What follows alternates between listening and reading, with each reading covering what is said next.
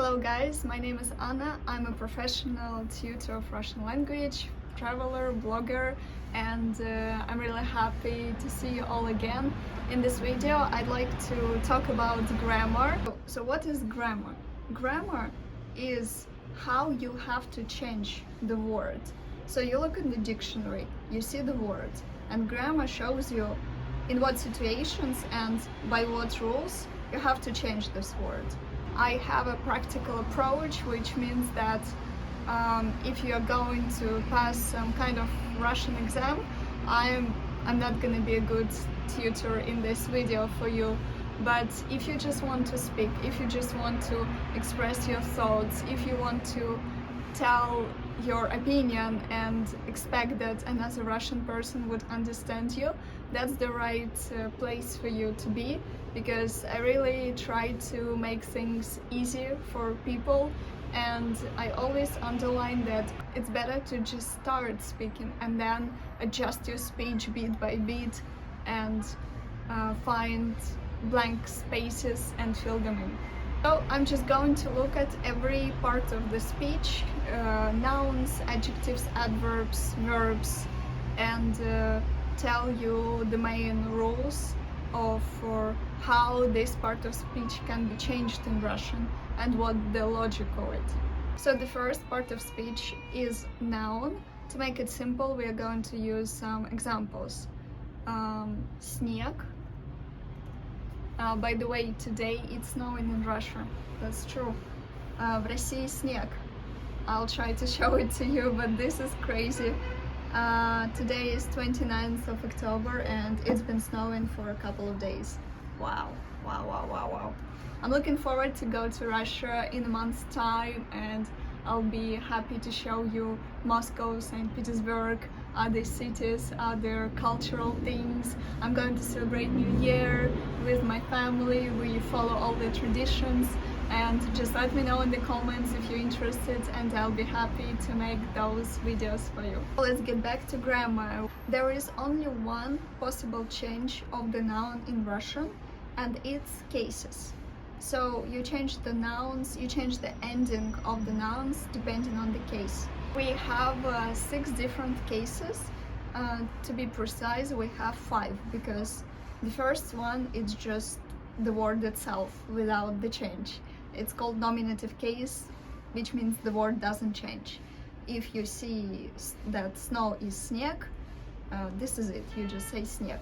So basically you have to know 5 rules of how to change the noun and in what situations. I'm going to tell you just one basic situation, like one common situation for every case, because for each case we really have up to maybe 10 different situations, but I'm just gonna tell you one common one. So nominative case, when you don't change the words, you just say this is something. For example, это ноутбук, это платье, это стул, это снег, это облако. How much here? Это полотенце. When you show something, you don't change the word. You just take it as it is in the dictionary. Another case is genitive. Whenever you have to use of in English, you use genitive. I'm going to give you examples. If you wonder why the endings are different, it's because of the gender. So depending on the gender, the rules of changing the endings will be different. So that's the hardest part of the cases, because you have to remember 5 cases and different rules for 3 genders.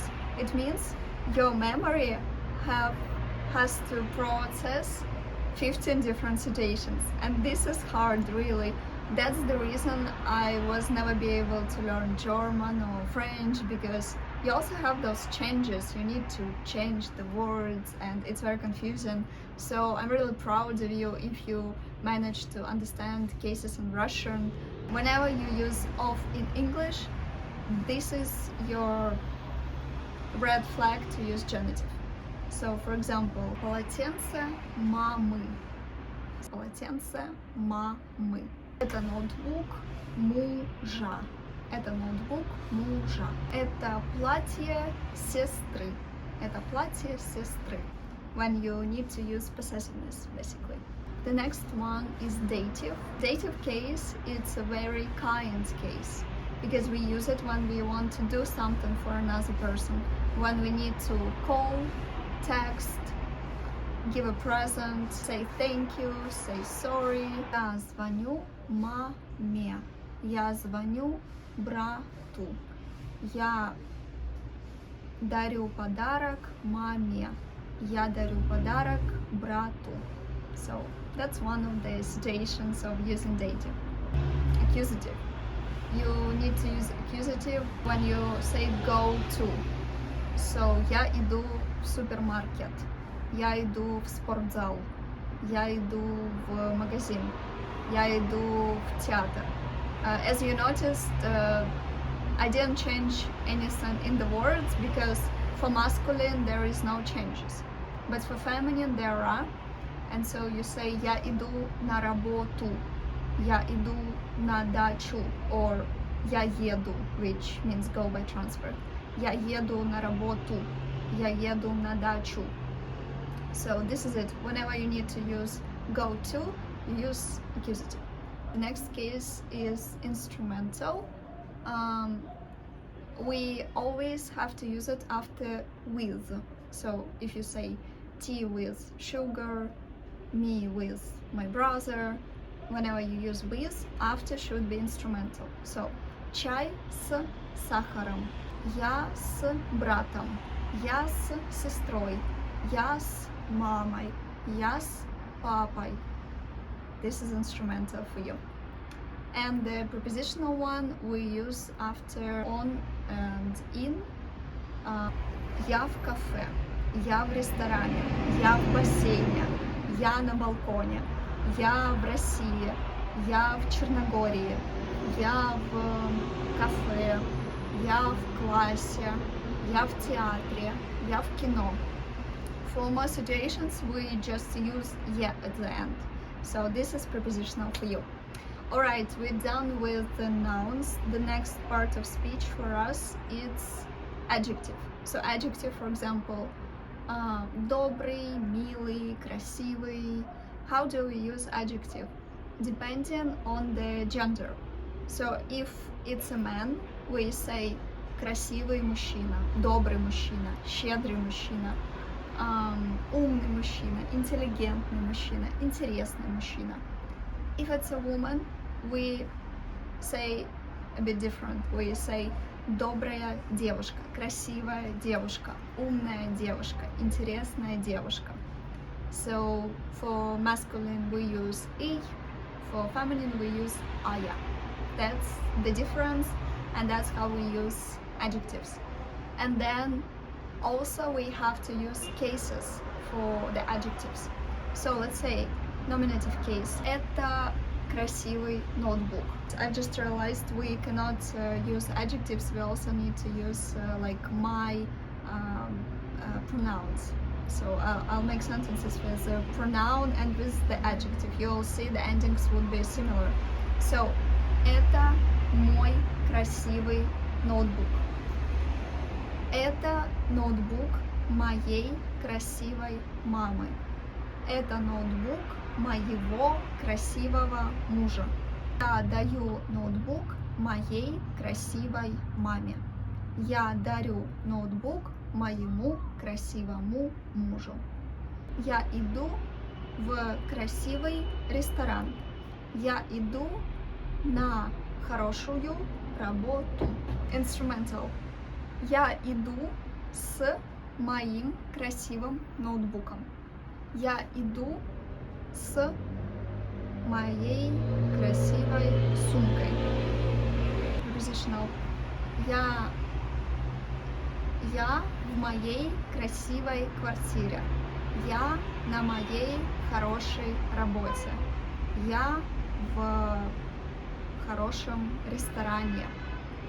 So if you learned cases before, then it was pretty easy for you to follow my examples. If you didn't learn it, don't worry, it will take you a lot of time anyway.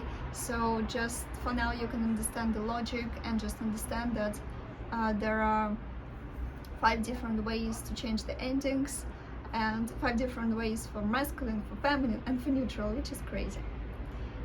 But there is no more grammar regarding nouns and adjectives. So for adjectives you can also say like nice, nicer, the nicest. How do you say it?